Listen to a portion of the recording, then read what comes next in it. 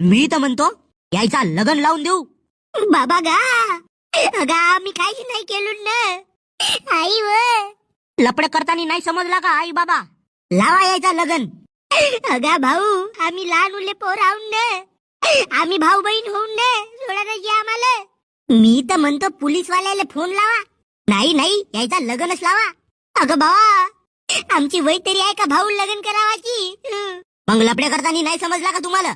अबे तुम्हाला लपडेवाल्या पायी आमचा गाव बदनाम आहे. अगा बाबा आपल्या गावाचं नावच बदनाम गाव आहे.